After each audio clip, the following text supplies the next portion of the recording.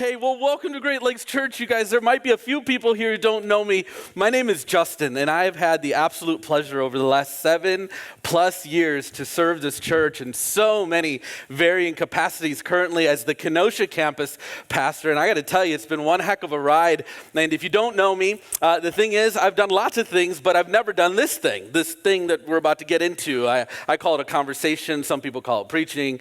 We call it a talk around here. Whatever it's going to be, we're in this together. And what I need you to know is it's not just been my pleasure to serve this church. It has been a collective effort of my families as well. I want you to introduce you to my wife, Lisa, and my son, Tommy, and my daughter, Madeline, who we all love the fact that Great Lakes Church exists. We've been coming for 10 years, serving in this capacity for 7, and we're just so glad to be hanging out here tonight. And so I know one of the things we love doing around here is making sure everybody who gets to watch this video and be a part of this, we make sure we say hello. We just like to be hospitable that way. And so what I want you to know is if you're watching with us on video today at the Racine campus, or you're on our YouTube channel, or you're listening to us online, I want to say hello to you. We love you. Thank you for finding a way to connect with us. And if you're in this room with me today, I want to say again, thank you so much for being here. But as I introduce myself, what I want you to know is there's lots of things about me that maybe you don't know, not just that I haven't given a talk. If you're a personality profile junkie, which I am, there's something called the Myers-Briggs, and I'm known as an ENFP, and most of you just glazed over when I said that, like, what is all that? All you need to know is you're going to be affected by my E and my F, the extrovert and the feeler. But sometimes science is easily broke down when you get some faces to match the personality. So here's what maybe you know this guy, Michael Scott. He is part of one of the greatest sitcoms in television history. No Michael Scott, no Office, okay? He is an ENFP. But how about this guy? That's right, JT, man, Justin Timberlake is an ENFP. So if you're trying to figure out what today is going to be like, think of it like hanging out somewhere between Michael Scott and hanging out with Justin Timberlake. Let's see what happens. But Dave, on occasion, has asked me over the years that I've served if I'd like to come out here and talk. And every time, very easy, hard no. You know why? It's because it's a gift to talk to Rose. Dave has it. Don't need to screw up something that's working. But you know what I know about me? I love circles. I love getting in circles. And people are like, what is that? Circles are when we hang out in your family room and we have meaningful conversation. When you run an errand with me and we start to create a connection. Some of you have invited me to your back patios and had fires where we have life-changing conversations. How many of you have had maybe a coffee meeting that has been incredible? Those are the circles that I'm talking about. I love those. I love being invited to those. I love being a part of those circles. But today, I ultimately said yes for 2 reasons. Because this series is for me. It reminds me what we're about as a church. There are great churches in this area, guys, no doubt. We got something specific for us. There's a call that we have, a target we're trying to hit, and people we're trying to serve. And so that was kind of like, yeah, maybe, Dave, maybe in that series.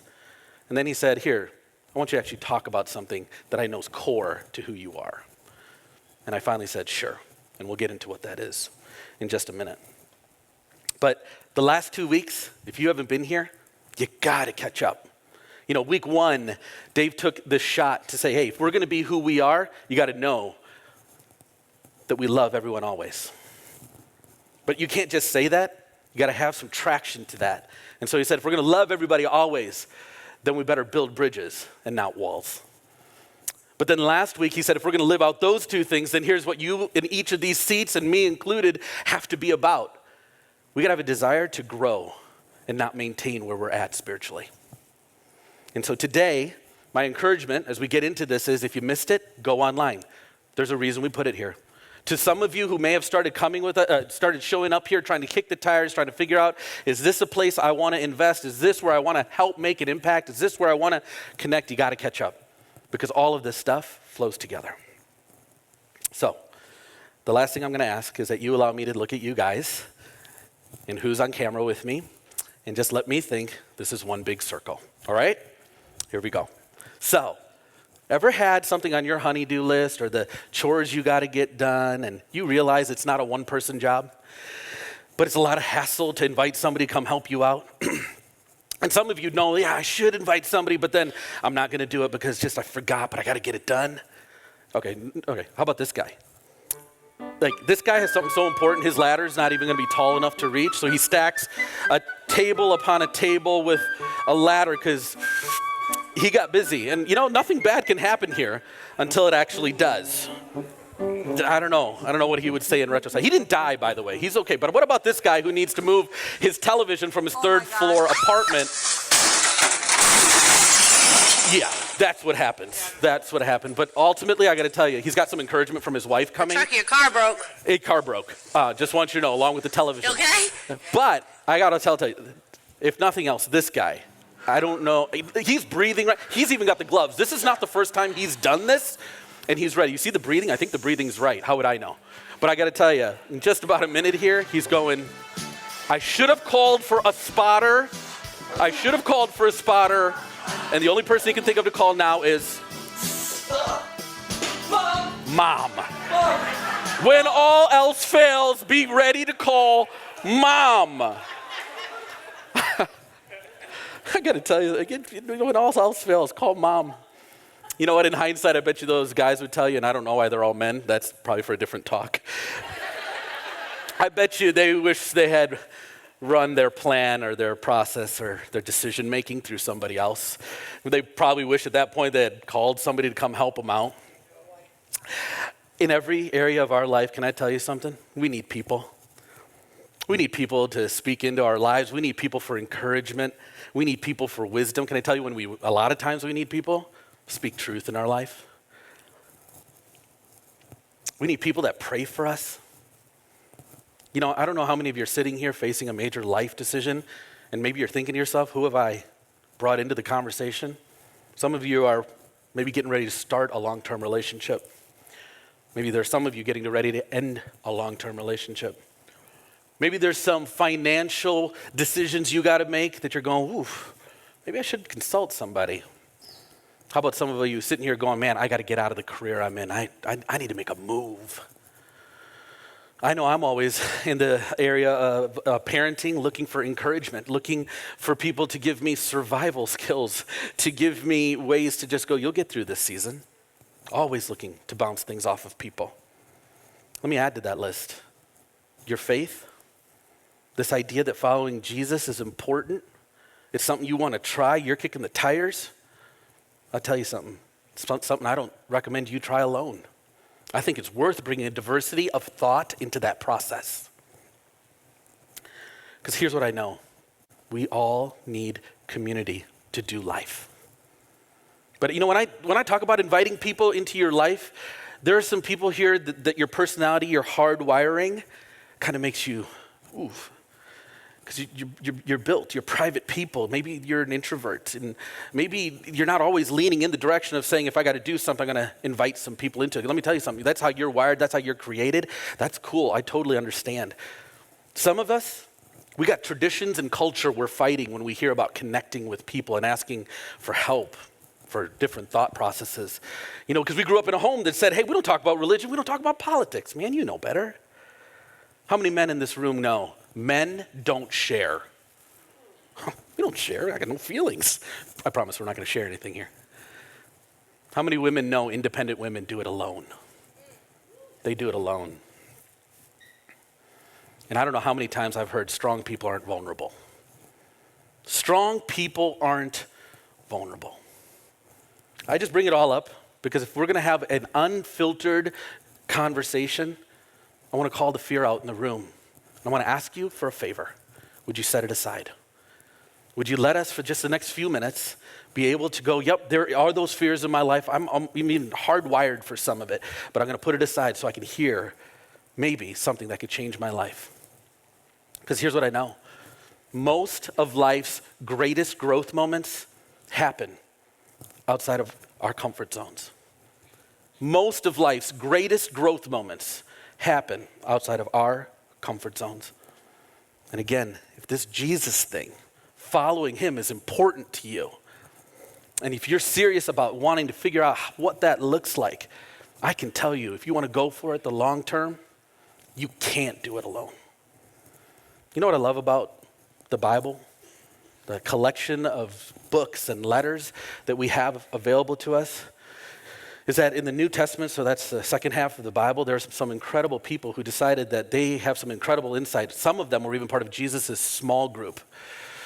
We know them as his disciples. They knew they were getting such an incredible insight to something that was different that they decided they were going to write some things down, which is why we get some very intimate moments of Jesus' training, Jesus' vision points. Jesus is saying, hey, here's what I'm here for. And I want to take us into a story where he's hanging out with his 12 closest, his small group, his circle. And he's got two things he needs to accomplish. But if he doesn't do the first thing, the second thing won't matter. And the first thing he has to do is he has to make sure that the amount of time he's spent with these 12, they realize who he is, that he is a person of authority, that he is the leader of this group, and he's got some things that he could impart on them that if they believe it, it could change their lives. And so in Matthew, we find out that he just simply asks them a question, because by now, in the time in history, they've gained some notoriety. There are crowds following Jesus when he kind of goes out in public. The stuff he's been doing, people want to see. Like, is this guy who he says he is? So you know what Jesus asks his closest 12? Who do they say I am? These people that follow us? And they give him some answers. I don't know if he was satisfied because he quickly moved on to the second question. So who do you say I am? Whew. Ever wanted to answer a question so badly, but you're afraid to answer because you want to be 100% right? I got to imagine there was some of that tension in the room at that point. Good news for us is there's a guy in Jesus' small group named Peter who doesn't have that filter. And I got to imagine he quickly jumps up and he goes, I know who you are. I know exactly who you are. You are the Christ, the Son of the living God. And this is exactly what Jesus needed to establish. You know what he said?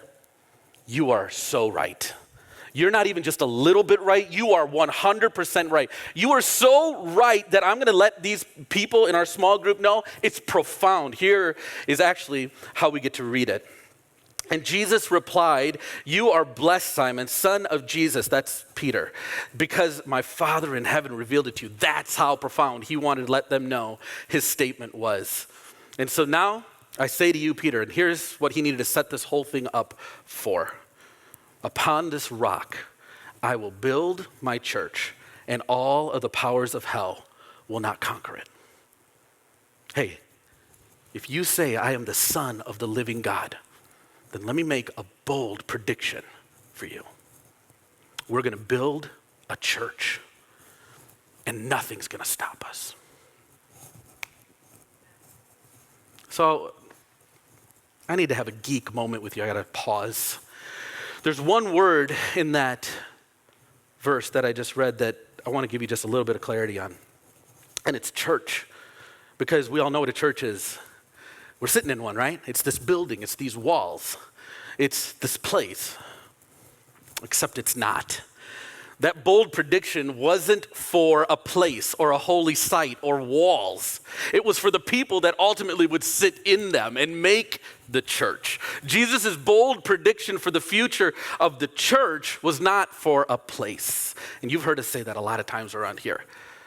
Here's the geek moment. Because in their context, in the original language that this is written in, the Greek, there's a word instead of church, it's called ecclesia. And it stands for congregation, which we also know is to be a group, a following, a circle. In this case, a group of believers. Jesus says, if we're going to build something together, it's going to happen in circles. You know what's crazy is if it ultimately was a place, if we really did digest it that way, Great Lakes Church alone in the last 10 years would have had to have over 13 different churches. That's how much we've moved buildings. But we know this to be true, right? Great Lakes Church is the hearts of the people sitting in the chairs. Because Jesus did not predict a place. He didn't have a bold vision for a place. He had a bold vision for people. Geek moment over. Don't miss this. The first century church that was trying to digest this, the people that ultimately said, we want to identify ourselves as Jesus followers, if they were lucky, they were simply ridiculed or humiliated in public. But they all lived in fear of their life because it was not a popular stance to follow Jesus. Most of them were persecuted. Most of them embraced that ultimately what they believed and had seen would call them to death. And yet, 2,000 years later, right here, right now, we're hanging out, we're talking about something that happened in the first century, which only leads to one question. How? How did it happen? What was the secret sauce of getting this just against the odds movement out of the first century? How did Jesus' message of hope survive? Good news is it's not a secret formula. We don't really have to guess, because another guy in his small group, we know him by the name of John, he decided to write some things down too. And as we get ready to read something that Jesus says, I want you to understand again the context of the moment. It's in a circle while they're sitting down at the dinner table. The only thing is, there's something about this story that we know today reading it that they didn't. In just a few hours, he was going to be arrested. He was going to be falsely tried, found guilty, and a few days later, he was going to be dead. You know, if we were the person in that room, I can't imagine Jesus' emotions as he wants to impart in the last hours of his life with these people something. Here's what he has to say. So now I'm giving you a new commandment. He's still leading into that authority that he has. No doubt, he's a leader in the room. That love each other. Just as I have loved you, you should love each other. Whew. Can I tell you something? They didn't know what he was saying in that moment, right? Because history had to unfold. We get that perspective. That first century church embraced that. They didn't just embrace it, they crushed it. They took that commandment, those words of wisdom to heart, and they lived it out in ways that you and I cannot imagine to be possible. So simply said, they were willing to die for it because they thought it was worth it. You know what they realized, I think? That the primary function of the early ecclesia, the congregation, the gathering of people, was to love one another. They realized that small circles, small groups were vital above all else to embrace the idea of following Jesus and his bold prediction, and it wasn't going to happen without them embracing that commandment. You know what I'm convinced of? For people to grow spiritually, they're going to have to be connected relationally. You know why I'm so confident? The very next verse gives us a measuring tool. Here's what Jesus says. Your love for one another will prove to the world that you are my disciples. You are my followers. You are my ecclesia. You know, if I lost you in all the Greek, if I've lost you in all of the history and the context, could I ask you to check in just for a minute? Here's what I'm trying to say. If you want to grow spiritually, you are going to need a group. You're going to be connected in a group. You have to be. You need to put yourself out there to have as many opportunities to love one another as possible. And don't get me wrong, spiritual habits that you do on your own are important. Bible reading? Important. Good. Do it. Prayer? Yeah, amazing. Do it. Come on. That's awesome. Being generous? Absolutely. Do it to your heart's content. But don't let the benefit of those spiritual habits end with you. Invite somebody out to dinner. Have somebody over to your house. How about this? Could you take someone to Starbucks for a simple coffee? Here's what I know. Maybe some of you just need to join a group. You need to find ways to be there for one another. You got to love somebody. I believe this to the core of my being. Each one of us here craves connection. We crave connection. And at Great Lakes Church, I want to tell you, we're going to take the first step in that. If we're going to be a part of this community, here's what you need to know. We contribute, not consume. We contribute, not consume. But it's going to take something from each one of us to fill that craving. It's going to cost us something. One of my favorite groups here at Great Lakes Church, they go by the name of a trades group. They meet every Thursday night for many years now. Their idea and embracement of small circles being important is incredible. But they also realize contributing makes a huge difference. In this auditorium alone, If you looked at our tech booth and in the East Auditorium, in that tech booth, at the beautiful wood that's just hanging on the tech booth itself, it's those dudes. The stage I'm standing on, built and wired and designed by those dudes. Racine, you're not out of this. You clog a toilet at service, it's one of those dudes that I'm calling to fix it. I don't know if that guy loves being in the circle anymore. No, I know he does. They get it. Small group's important, but it's not just for them. They go, we got to contribute. So let me ask you, if the church is ready and groups like that, trade groups, is ready, I got a question for you. Are you ready to take a risk? Are you ready to take a next step? Are you ready to embrace that deep, hard wiring within you that craves the connection, but is scared of what it'll cost you? Can I lay it out for you? It's going to cost you.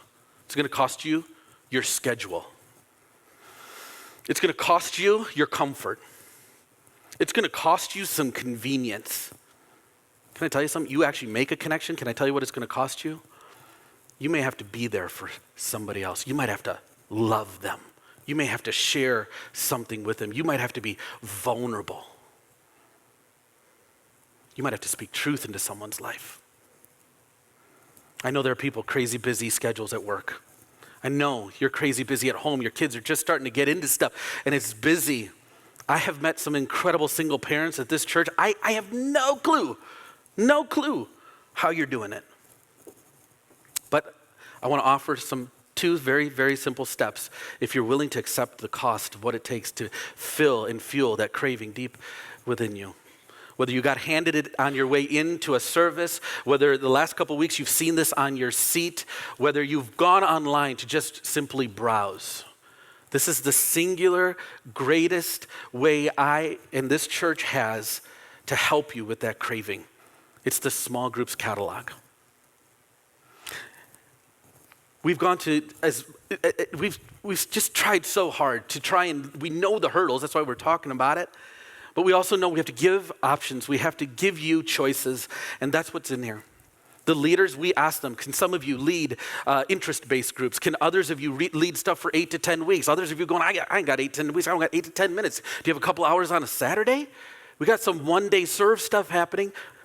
We got one-day trainings happening. How about this? Some of you are going, man, I don't know who those groups are for, but I'm in a season of life. I'm a brand new parent.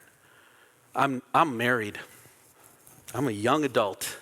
I want you to know that's built with intention because we wanted to hand you a valuable resource.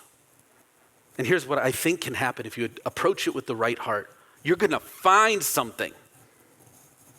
Then the hard part happens. Step 2, you got to take the plunge. And you got to sign up. You got to get in front of that moment of truth, in front of your computer, in front of your tablet, in front of your phone. And if you don't have any of those things, you can go on into any of our info tables and we'll love to help you. And you're going to have to commit. And that's the moment that the excuses really start piling up. Because first, you know what you'll tell me, Justin? Everything you've said to this point is 100% true. I bet you this has all worked out real well for you, and I believe you. But you don't know my story. I've tried. Doesn't work for me. So I have a couple things I just want to give you as advice or as wisdom to help you realign, reapproach, and maybe try again. You know, the very first thing is every group you've ever been a part of, every person that was leading it, hosting it, and trying to be a part of it, they craved the same thing you did, connection. They wanted the same thing you did. Now, maybe it didn't come off the way they wanted to. Maybe they do need some emotional, intelligence training. I'm not saying things didn't happen. I'm not saying it maybe wasn't awkward or not on target. Those things possibly happen, but I don't want you to, for 1 second, question their motives or their heart, because that was pure. But we aren't perfect people, so sometimes there's no way for us to create perfect community. How about this? When you're standing outside that place you're supposed to go attend, and you're ready to finally go, I'm going to go in, do something for your heart. Tell it what you're going to do. I'm going to go in here and I'm going to have something to contribute. And if I don't get to actually say something, I'm going to have a heart that realizes I can learn from anybody. I can receive from anybody. You have that attitude, can I promise you something? You're going to have a better chance of connecting with people. How about this? Maybe you're sitting right next to the solution right now. It's a friend. It's a person you trust enough to go, I'm not jumping in alone, but I'll take the plunge with you. I tell you what, you do that, your blood pressure is going to come way down when you walk into a group or an interspace space or a one-day serve. I promise you. Just put your arm around them saying, you got suckered in, you're coming with me, you know? But here's what I ultimately know it takes: grit. We got to have an attitude that's tenacious, courageous. You got to have some fortitude, because guess what? I believe you had some bad experiences potentially. Maybe it didn't go the way you were wanting it to go. But that craving didn't go away, did it? I don't think it does. So I can't promise you that the first, second, or third try was going to be the golden number, the perfect number, and after that it's going to happen. I tell you, it takes something within us to go, I still have a spirit of I won't quit. I'm going to keep trying. Because I know even in the process, there's a payoff. The connection, oh my gosh, I know that can be rich. But even in the process of trying, that connection becomes so much more rich. I know this, life change can happen in rows, okay? And it can happen incrementally. Take a risk, take the plunge, get in a circle. I believe it can be done exponentially. Earlier I mentioned the reason that I said, Dave, I'll do it, is because of the series and because we were talking about community. It is at the core of who I am. I don't get to love community and the idea of getting in circles because it makes my job better, or that I think we can grow this church because it's a great idea. I don't even care that it's a great biblical principle, to be completely honest with you. And there's a reason why. I didn't become a geek about this stuff till recently, the Greek and the Hebrew. I've experienced it. I had a front row seat as a dad, as a husband, as a follower of Jesus, as a person who's been a part of this community, as a neighbor, and as a friend of the power of a small group. But there was something so central to those small groups. There was a pursuit of loving one another like Christ had loved us. 10 years ago, Lisa and I found this church. Whew. And we didn't know. We know it was cool then. We didn't know what it was going to do for us next, because this creepy church we had just started attending, in the first round of groups, first begged for leaders, which we were dumb enough to say, yeah, so sign us up, whatever. We were drinking the coffee at the time. And yeah, said we'll go. Yeah, we'll do groups training if you need groups leaders. Yeah, we can figure that out. Got done with the groups training. They said, you guys live in Racine, right? Yeah, we live in Racine. We need to go on a blind date with other potential leaders. So they set us up on a blind date with another couple. And we said, sure. We didn't even meet in a public place. We actually went to their house. That's how dumb we were, okay? We just believe, okay, blind date by the church. What could go wrong? We met Keith and Carrie Hemmick 10 years ago over Thai food in their family room, in their living room. I don't know what was in that Thai food. I'll tell you that. The meal was fantastic. The connection is unexplainable. A 10-year investment. We didn't think when we got there. We were barely saying yes to 8 weeks and some weirdos in Racine. 10 years later, we are receiving on that investment. I got to pause that story real quick because something happened 8 years ago. We said yes to a Sunday night dinner. And we got to know these folks. Again, I got to stop saying yes to food because it gets me into some really incredible, lets me meet some really incredible people. Here's where the stories collide.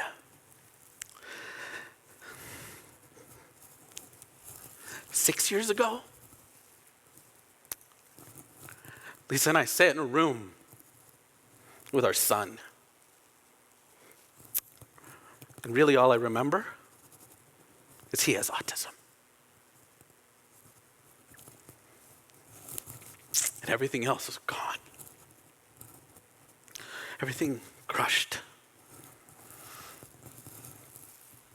first shoulder Lisa cried on was Carrie's in her front room. And the first set of people to come running around us, surrounding us, was that Sunday night dinner group. And by the way, I have an incredible family. I don't want to put that out of the mix here. I have an incredible family, but I have an incredible family here too. We've experienced over the years, because we said yes to leading a group and yes to getting in circles, some incredible highs. When people call us or text us or are in the room with us, we're having the baby. We got the promotion. The raise was unexpected. I said, yes, we're getting married. But it also cost us on the days where they said the baby didn't make it. We got laid off. They're reorganizing. The marriage is not going to make it without some help. Can I tell you something? Ecclesia, the congregation, the circle, that doesn't happen overnight. It doesn't happen in just showing up once or twice. It doesn't happen accidentally. You can't drift into that kind of connection because it's got to cost you something. Otherwise, where's the skin in the game? Can I say something pretty boldly for the majority of us sitting here? We all want to experience great community. We all want to experience great community. Here's what it's going to cost you. Great community is built. You're going to have to get your hands dirty. It's going to cost you something. Dave's often referred to a season that started somewhere in 2016. And you know what's funny about economic depression?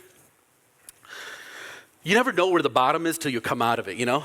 Economics got a point. Oh, there was the bottom of the economy. That's when we cycled out of it. It can sometimes happen in our lives too.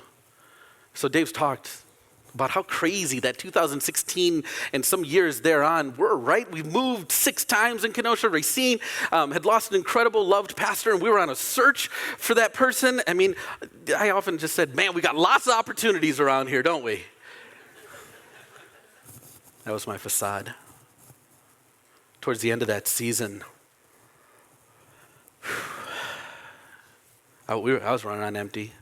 I know a bunch of us were. And so Lisa and I had a crazy idea. When you're drowning, always look for an anchor. Let's lead a group. Let's get and lead a group. Let's invite some people into our house. Let's do that. And so we did. In 2018, 17, we decided we're going to get some more people into our home. And we're going to hang out with them. We're going to get to know them.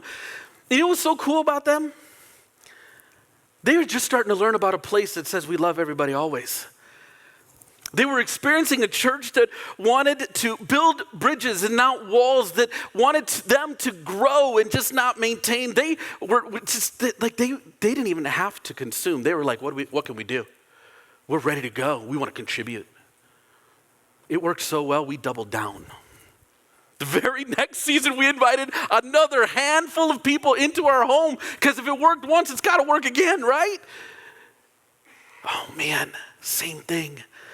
And the only theme about the people we invited into our house is they were experiencing a place that knew who they were and why we existed. And all they could continually say in the closed circles of conversation was just how awesome the community that we were a part of. They were reminding me and Lisa on a daily, weekly basis for 24 plus weeks of that final year of 2018 that this place is worth it. This community is worth it. And here's what I want to tell those people. You did not know that we were running on empty. And that risk was the greatest risk of our life. Because another set of people said, you can do this. This community matters. Thank you to those people who said, we'll come to your house. We'll hang out, we'll be real, we'll be ecclesia. You know what I know? Every one of us craves community. We're just afraid of what it'll cost us. You guys pray with me. Heavenly Father, thanks. Thank you for making a bold prediction with your son 2,000 years ago that you were going to build your church. Thanks for making it small groups. Thanks for it not being a place. Thank you for it not being a holy site. Thank you for it not being a building, because man, that would have just been so terrible. Thank you for letting it be about people. For those of us sitting here, wrestling with what they have to do next, give them the grit to take 2 steps that might, just a season from now, change their lives. In Jesus' name, amen.